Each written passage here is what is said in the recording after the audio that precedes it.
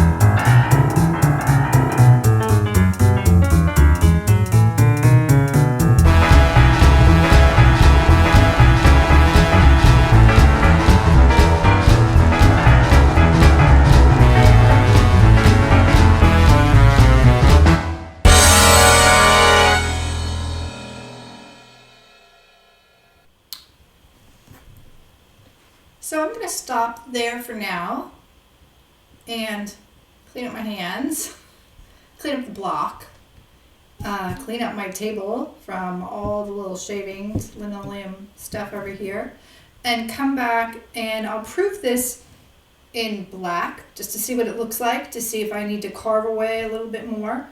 Can't add it back, but I could carve away, make certain areas a little lighter if I want to. And I'll see what it looks like. My idea for this flower is to print it in an ombre from very light violet to very dark purple and kind of create a shape with that. So we'll see how that works out. But I'm going to proof it black and white just to see what I've got. So we'll come back and ink this up. I'll show you, when I print this, since I have a press at home, I'll probably use that, but I'll also show you how you can print these without a press. In fact, the piece, black and blue, was printed all by hand at my kitchen table when I was teaching in Cortona, Italy. So I can't do this video, not put in a plug for the Cortona program at the University of Georgia. Fingers crossed, I'll be there in the summer of 2022, and you all should come with me. and you could do this. So we'll come back and I'll print this. So I've cleaned off my block, and I'm going to show you how to print the block by hand. I've already started rolling out a little slab of ink right here. You want the ink to get too thick, otherwise it'll fill in, your little lines. I'm using a Speedball soft rubber brayer. This is I like the soft rubber better than the hard rubber because I just like the way it feels on the block.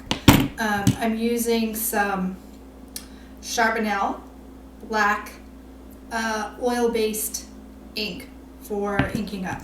So I don't really need a big ink slab right here.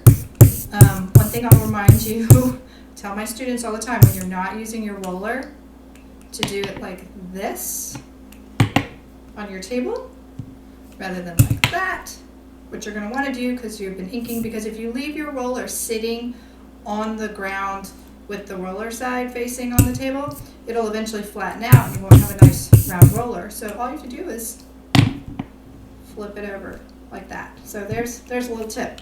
Okay, so I'm going to start inking up my block. And because I know I'm going to cut these flowers out afterwards, it doesn't matter where I'm kind of overlapping over here, that it's not perfect. I don't want to put the ink on too thick to start with, otherwise I will fill in those little lines I just carved. But I want enough ink that it's going to print well. So I'd rather have thin layers of ink on my roller and sort of recharge the block several times rather than starting out with this thick ink on the roller that will fill in the lines that I've carved.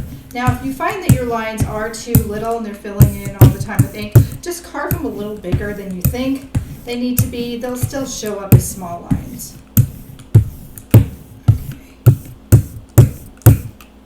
And again, I'm not being really neat, around the outside of the block because I'm going to cut my flowers out after I print them.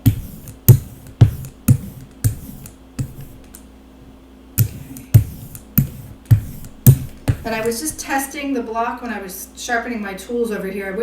Then I started doing it at the other end of the block. So they're a little close for where I want them, but that's no big deal. So that's what those little lines out there are.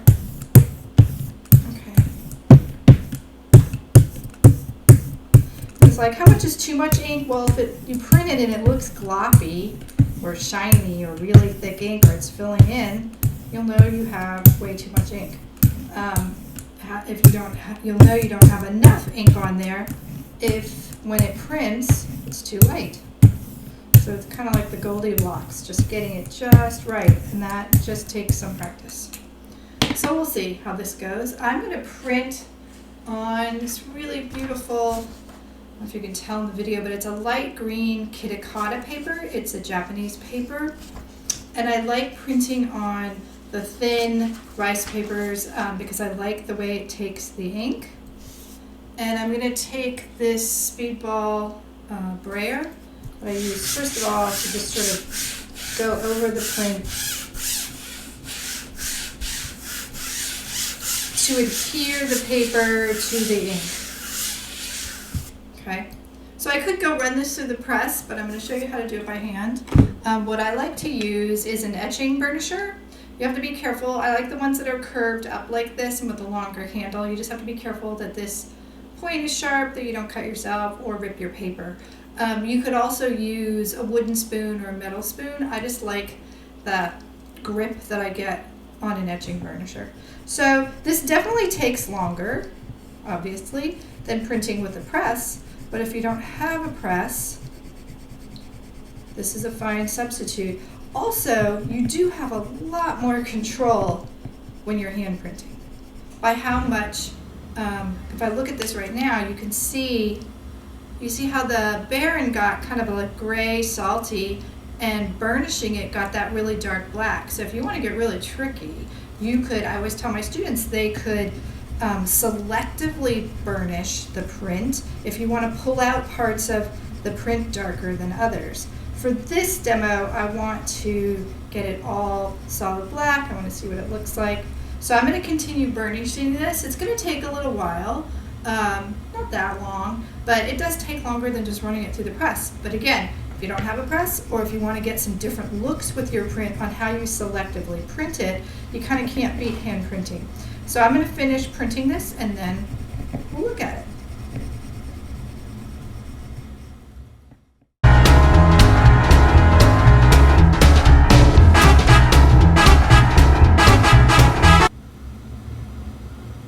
So you get a little bit of a workout doing this.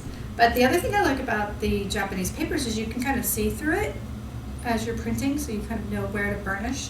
The other thing is I don't just like pull it off, I lift it gently to see if I miss some areas, because I went over this pretty quickly, so I can always then just kind of carefully put it back down without moving it. And if I missed an area, just go back over it.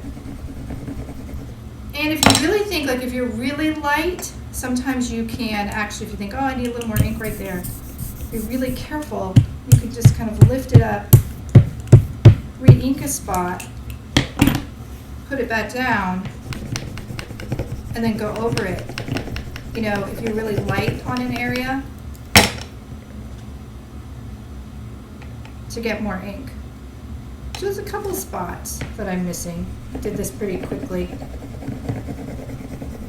And then I do the same thing over here. Just sort of lift it, see if there's some areas I want a little bit more.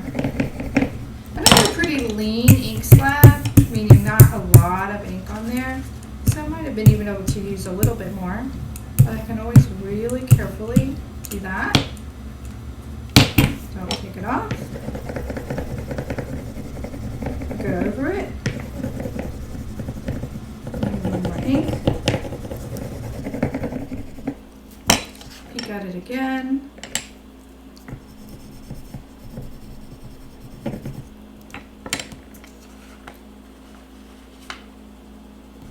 Looking pretty good. But you can see that you can kind of almost draw with the etching burnisher when you look at sort of some of those lines I just made right there, you know? Right? So it's another way of almost making a mark just by how you print it. So let's see what this guy looks like. Right there. So it takes longer, obviously, than running it through the press. But like I said, you also have more control over your ink. Okay. So there's what I have from printing by hand. Now again, since I'm probably going to let this dry and then I end up cutting them out, I'm not really paying attention to what's going on over here. But you know, you could ink this all black and have just, you know, in your paper the white line there, or you could actually kind of make designs just by how you print it. So if you think, I need a little more white area in here, I could just carve a little more out if I want to. Let's see. Yeah, I think it looks okay. I might finesse a few areas here, maybe a little more of a white line right there, maybe right there, maybe a little more definition sort of right there. But this gives me an idea of what I have, and I can carve out a little bit more. And then if I like this and I'm ready to print again, all I do is I take and ink the block up. Again, I don't need to clean it off. Put this over here to let it dry. If I am done, I'm just going to show you really quick cleaning up, because I think it's important to know how to clean up quickly and safely.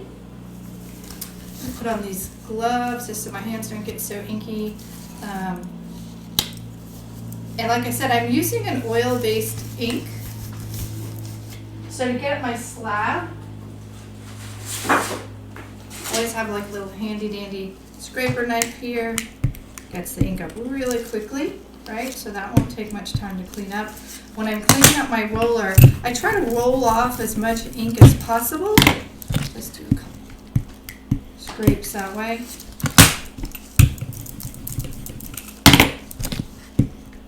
So for those of you who are actually going to make prints, just showing you little quick ways of cleaning up, or you could actually roll this. And I just keep old phone books or catalogs around to wipe ink off onto.